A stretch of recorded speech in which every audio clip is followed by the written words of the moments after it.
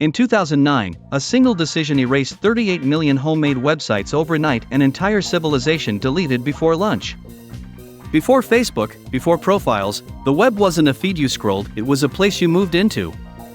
GeoCities organized itself like a real city, sorting your personal page into themed neighborhoods based on what you loved. You didn't post, you built, brick by brick, on land you were given for free.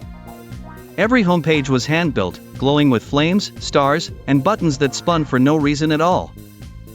Launched in 1994 as Beverly Hills Internet, it let anyone claim an address inside a themed district. Music fans moved into Sunset Strip, science nerds into Area 51, book lovers into Athens. Your URL literally contained your neighborhood and a house number, so the address told strangers exactly who you were. Picture a street sign pointing to Hollywood, then to Area 51, then to Tokyo, all inside one glowing map. The growth was staggering. By 1997, GeoCities was one of the most visited destinations on the entire web, and by 1999 it held tens of millions of active pages. Ordinary people, not companies, were building the internet's first mass culture from their bedrooms. Guest books filled with signatures from strangers. Hit counters ticked upward like a tiny heartbeat proving someone was out there. Here's what made it special: there was no algorithm deciding what you saw. To find anything, you wandered, clicking Webrings links that chained hundreds of sites into loops. You discovered pages the way you'd discover shops on a real street, by walking past them. A chain of glowing doorways, each opening into the next, looping back to where you started. Then in 1999 the giant arrived.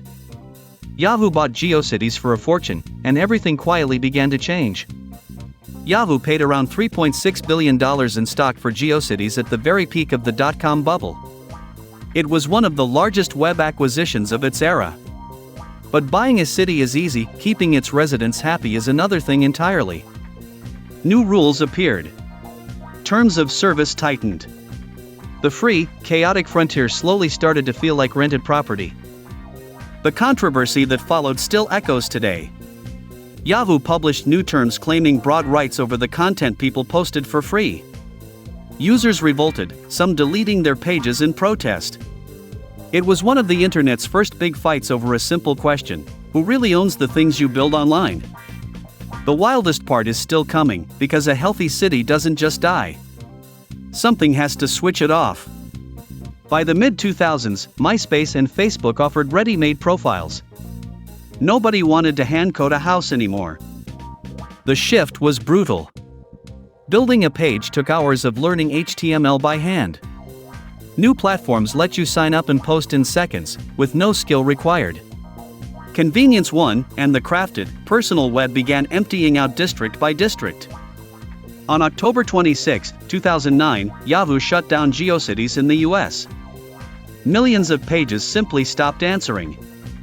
When a page went dark, it didn't move to an archive automatically. It was deleted from the servers. Unless someone had copied it first, that person's photos, writing, and design vanished forever, a house demolished with everything still inside. Think of a library the size of a country, with every book burned in a single afternoon. But a small group refused to let it all disappear. They started downloading everything they could, as fast as they could. A volunteer collective called the Archive Team raced the clock before the shutdown. They frantically saved as much as possible, eventually assembling an archive nearly a terabyte in size. It became one of the largest digital preservation rescues ever attempted by ordinary people. Volunteers around the world running downloads through the night, hard drives filling with a vanishing world. Today, thanks to those rescues, you can still wander the old city. Projects let you browse restored pages, with their tiled backgrounds and blinking text preserved exactly. It's the closest thing we have to walking through a ghost town that used to be crowded with people. Frozen homepages glow again, backgrounds tiling forever, cursors still blinking for visitors who left long ago. GeoCities wasn't alone. Angelfire, Tripod, and Zanga hosted their own sprawling populations of homemade pages. Many of those worlds also shrank or shut down, taking layers of internet history with them and leaving only fragments behind. Ruins scattered across a digital landscape, broken links like collapsed bridges leading nowhere. Here's the uncomfortable truth. Most of what you post today lives on someone else's servers, under terms they can change or end whenever they choose.